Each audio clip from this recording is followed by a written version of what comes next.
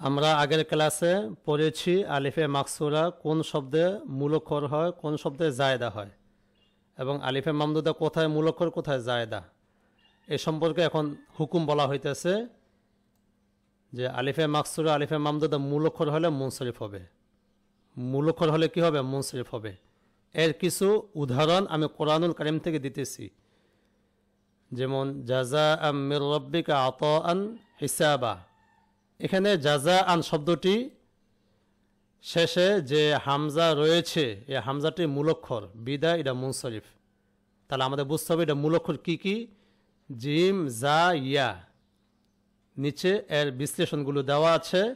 জাযা শব্দটির মাঝে শেষে হামজা টি ইয়া থেকে রূপান্তর হয়ে এসেছে, তাই মূলক্ষর হয়েছে। তাহলে শেষে হামজাটি মূলক্ষর হওয়ার কারণে এটা মুনসরিফ। এবার আরেকটি শব্দ হলো ওয়ালা তাকুলু লিমান ইউকতালু ফি সাবিলিল্লাহি আমওয়াত বাল আহইয়াউন। এই যে আহইয়াউন, এখানেও শেষে হামজাটি মূলক্ষর হওয়ার কারণে এটা মুনসরিফ। তাহলে এই মেসালেও আলিফে মামদুদার পরে যে হামজাটি রয়েছে এটা মূলক্ষরে হওয়ার কারণে মুনসরিফ। আরেকটি উদাহরণ ইন হিয়া ইল্লা আসমাউন সাম্মাইতুমুহা। আসমাউন এখানেও মূলক্ষর সিন মিম ওয়াও, ওয়াও থেকে রূপান্তর হয়ে হামজা হয়েছে, মূলক্ষরে ওয়াও থেকে রূপান্তর হয়ে হামজা হয়েছে বিধায় এটা মূলক্ষর, যার কারণে এটা মুনসরিফ। এই কারণে আল্লাহ তাআলা এই শব্দগুলোতে তানমিন দিয়ে উচ্চারণ করেছেন যে আসমাউন সাম্মাইতুমুহা উলাইকা আলা হুদাম মির রাব্বিহিম। এখানেও হুদান আলিফে মাকসুরা, এটা আলিফ লাম যুক্ত করলে আল হুদা, আলিফে মাকসুরাটা থাকে। আলিফ লাম মুক্ত করলে হুদান, এখানে আলিফে মাকসুরা থাকে না। বাকি এখানে তানমিন হয়েছে। তানমিন কেন হলো? কেন এটা মুনসরিফ। তাহলে আমরা এখানে আলিফে মামদুদা আলিফে মাকসুরার উদাহরণ পেলাম যেগুলো মূলক্ষরে হওয়ার কারণে মুনসরিফ। কি বলা হইলো? এগুলো কি মূলক্ষরে হওয়ার কারণে মুনসরিফ। মূলক্ষর এটা ওয়াহেদের শেষেও হইতে পারে, জমা শেষেও হইতে পারে।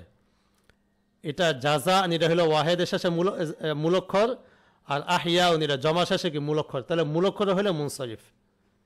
এই বিশ্লেষণগুলো এখানে দেওয়া আছে।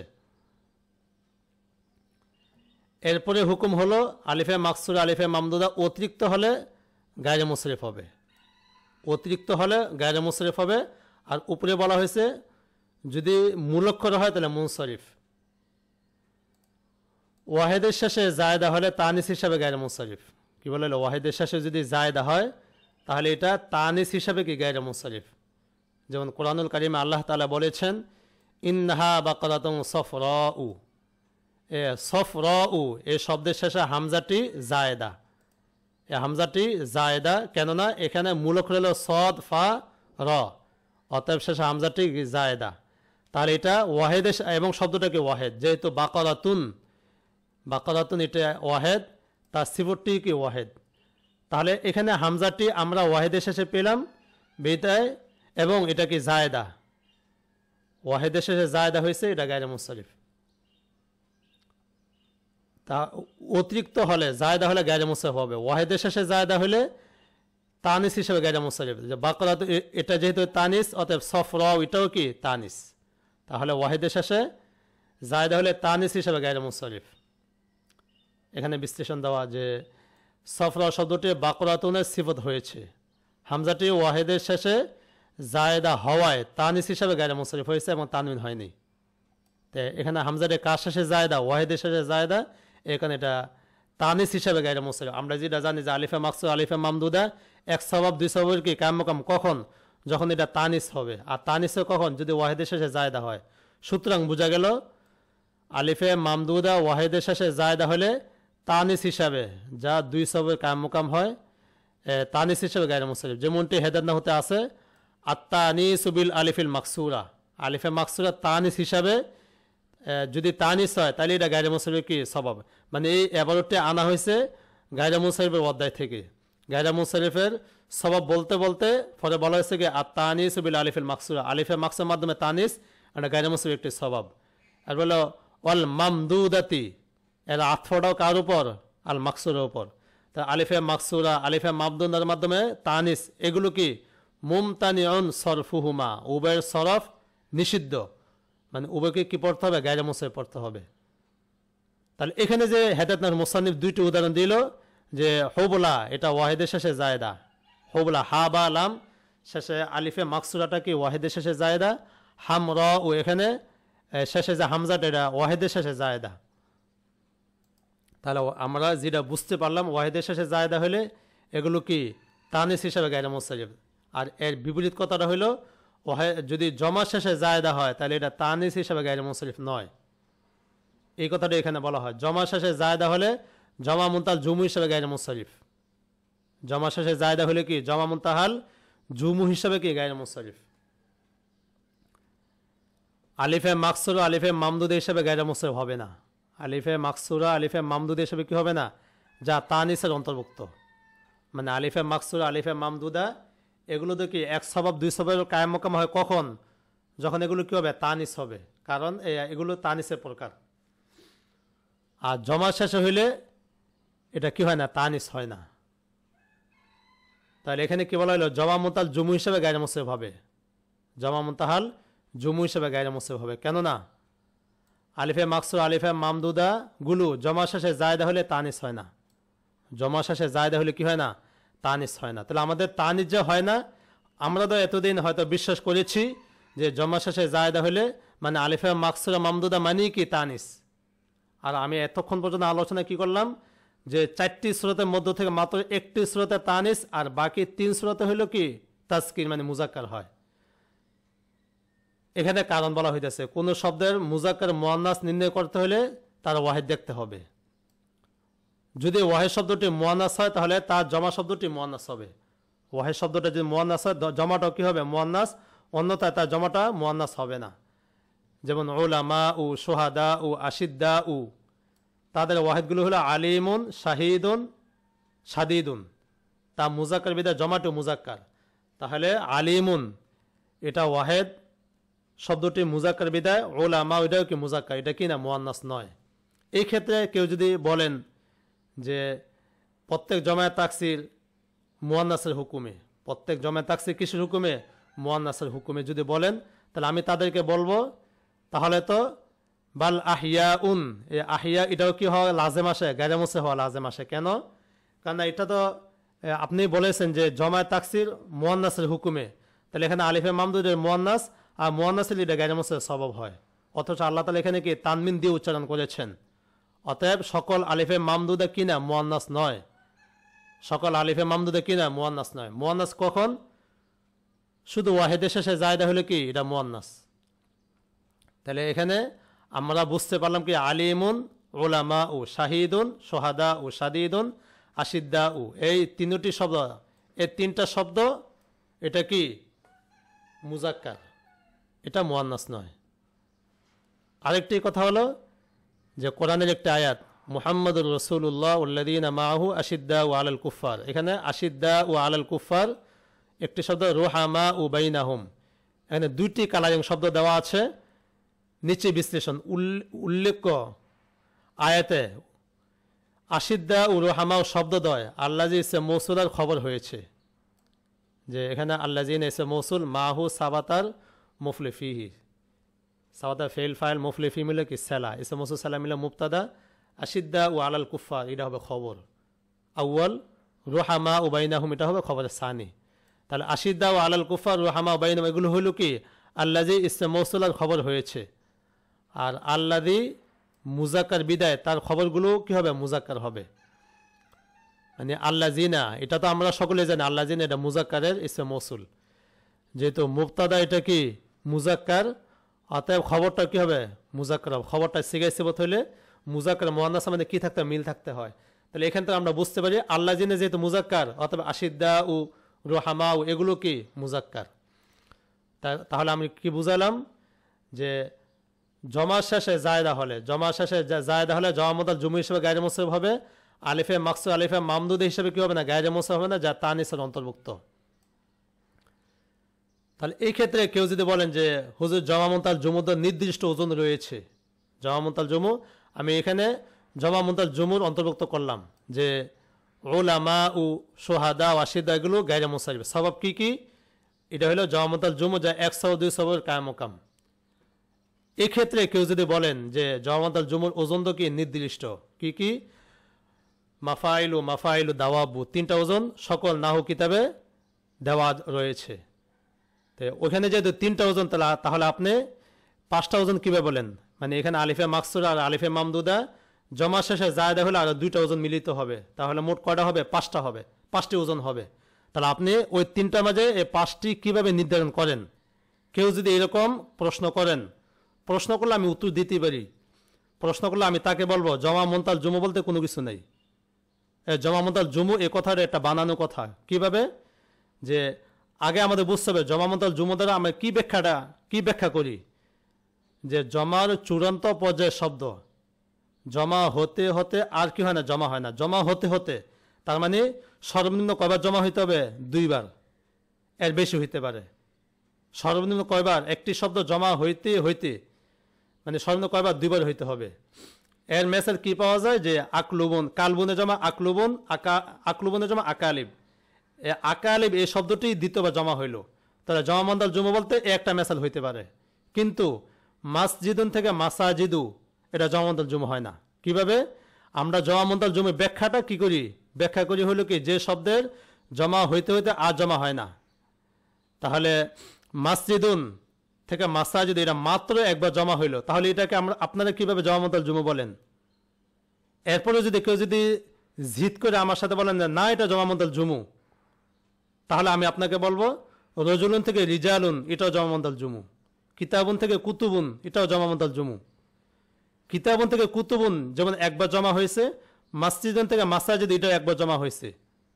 এই সবগুলো জমার ক্ষেত্রে এক সমান, নাম উভয়টার একরকম হবে। উভয়টা যেমন জমা মুকাসসার, মানে কিতাবুন থেকে কুতুবুন এটাও জমা মুকাসসার, ওলামা এটাও কি জমা মুকাসসার, দুইটার মাঝে কোনো ব্যবধান নেই, দুইটাই একবার জমা হয়েছে। তাহলে এইটা জমা মুনতাল জুমু নয়। জমা মুনতাল জুমু বলতে কিছুই নেই।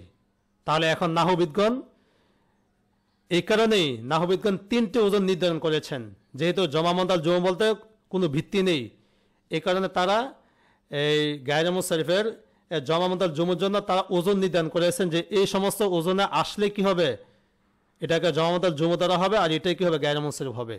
তাহলে আমি আপনাকে জিজ্ঞাসা করবো, বলেন তো যে তারা ওজন 3টা ওজন মাফাইলু দাওয়াবু কেন নির্ধারণ করা হইল? কেন তারা নির্ধারণ করলেন? কারণ তারা যে নাম বলেছেন যে জমা মুনতাল জুমু, এ নামের কিনা কোনো ভিত্তি নেই, নাম দ্বারা তার পরিচয় বুঝে আসে না।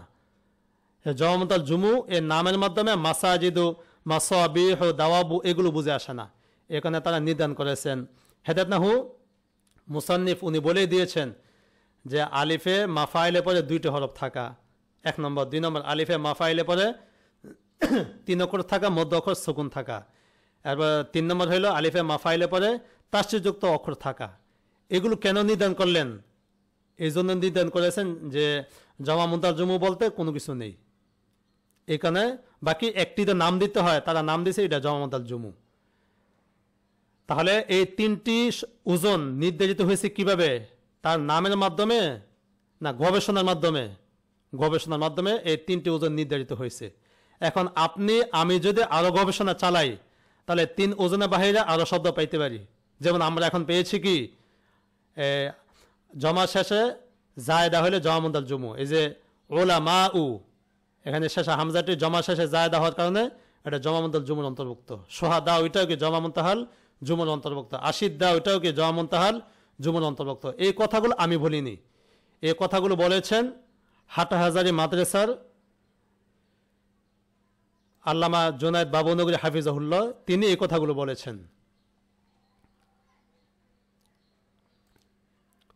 অতএব আলিফে মাকসুরা আলিফে মামদুদা উভয়টি জমা শেষে জায়দা হলে তা সওয়াব ছাড়া গায়রে মুনসারিফ হওয়া লাজেম আসে।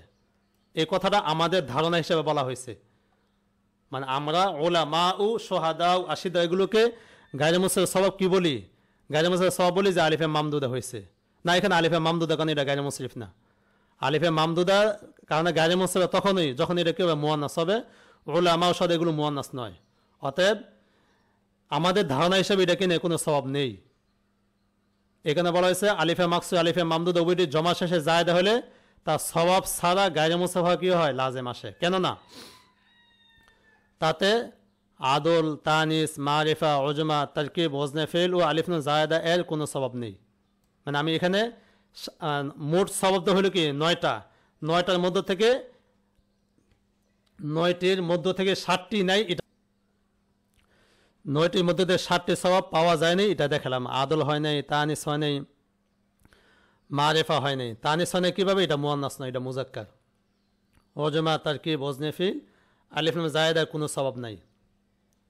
এবং জমামুদাল জুমু হয় নাই। এই কথাটা কেন বলা হলো? কেন আমরা জানি জমামুদাল জুমুর ওজন 3টি, মাফাইলু, মাফাইলু, দাওয়াব্বু।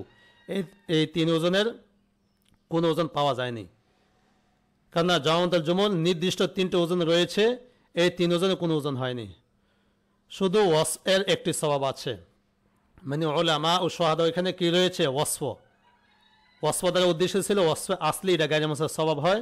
এখানে একটি স্বভাব আছে, এই এক স্বভাবের ভিত্তি করে গায়রে মুসে পড়া যায় না। একটি স্বভাব আছে, এই এক স্বভাবের উপর ভিত্তি করে গায়রে মুসে পড়া যায় না। তাই আল্লামা জুনাদ বাবুনগরী হাফিজাহুল্লাহ বলেন, আলিফে মাকসুরা, আলিফে মামদুদা জমার শেষে জায়দা হলে তাকে গায়রে মুসারিফের মাঝে অন্তর্ভুক্ত করতে হবে। আলিফে মাকসুরা, আলিফে মামদুদা জমার শেষে জায়দা হলে তাকে গায়রে মুসারিফের মাঝে কি করতে হবে? অন্তর্ভুক্ত করতে হবে। অন্তর্ভুক্ত করার জন্য গায়রে মুসারিফের পরিধি বৃদ্ধি করতে হবে। অন্তর্ভুক্ত করার জন্য গায়রে মুসারিফের কি পরিধি বৃদ্ধি করতে হবে, নতুবা গায়রে মুসারিফের স্বভাব বৃদ্ধি করতে হবে, নতুবা গায়রে মুসারিফের পরিধি কি করতে হবে? বৃদ্ধি করতে হবে। গায়রে মুসারিফের স্বভাব বৃদ্ধি করতে হবে মানে কি 9টি থেকে হয়তো 10টি বানাইতে হবে, না হয় এই 9টির মাঝেই যে সমস্ত জুজ রয়েছে জুজ বৃদ্ধি করতে হবে।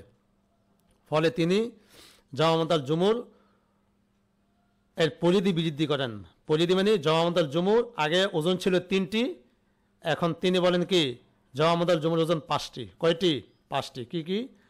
মাফাইলু 1 নম্বর হইল মাফাইলু, 2 নম্বর দাওয়াব্বু, মাফাইলু 3 নম্বর দাওয়াব্বু, 4 নম্বর আলিফা মাকসুরা জমা শেষে জায়দা হওয়া, 5 নম্বর আলিফা মামদুদা জমা শেষে কি হওয়া? জায়দা হওয়া। এই তিনি কয়টি বলেন? 5টি ওজন বলেন। তা আমি এখানে এতটুকু বললাম। এরপরে যদি কারোর কাছে অস্পষ্ট মনে হয় তাহলে আমার হোয়াটসঅ্যাপ নাম্বারে যোগাযোগ করবেন। নিচে একটি চক দেওয়া আছে যে আলিফে মাকসুরা, আলিফে মামদুদা, নিচে টান দিয়ে 2 প্রকার, মাদ্দা, জায়দা। মাদ্দা, জায়দা। মাদ্দা দ্বারা উদ্দেশ্য মূল অক্ষর, জায়দা দ্বারা উদ্দেশ্য অতিরিক্ত। মাদ্দা মূল অক্ষরে ওয়াহিদ হইতে পারে, জমা হইতে পারে। মূল অক্ষরে কি কি? ওয়াহিদ হইতে পারে, জমা হইতে পারে। ওয়াহিদের মেসাল নিচে দেওয়া আছে, জমার মেসাল নিচে দেওয়া। তাহলে এইখানে মাদ্দার নিচে যা দেওয়া আছে সবগুলোর মাঝে তানমিন দেওয়া। কেন? যেগুলো সব মুনসরিফ। আর এরপর জায়দা এটা আবার 2 ধরনের হয়, ওয়াহিদের শেষে, জমা শেষে। হবলা, হামরা ও বুশরা, সাউদা ও জিক্র, বাইদা এগুলো ওয়াহিদের শেষে জায়দা। আর এরপর যেগুলো রয়েছে মারদ, আম্বিয়া ও মাওতা, ওলামা ও কতলা, সোহাদাও এগুলো জমা শেষে জায়দা হয়েছে। এখানে যে ওয়াহিদের শেষে জায়দা, জমা শেষে জায়দা, এগুলোর মাঝে কখনো তানমিন আসে না। কেন আসে না? এগুলো গায়রে মুনসারিফ। আর গায়রে মুনসারিফের ওয়াহিদে যেগুলো রয়েছে এগুলো তানিস হিসাবে গায়রে মুনসারিফ, আর জমার নিচে যেগুলো রয়েছে এগুলো জমামুদাল জুমু হিসাবে গায়রে মুনসারিফ। তাহলে এই ছিল আজকের সবক। আসসালামু আলাইকুম রহমতুল্লাহি ওয়া বারাকাতুহু।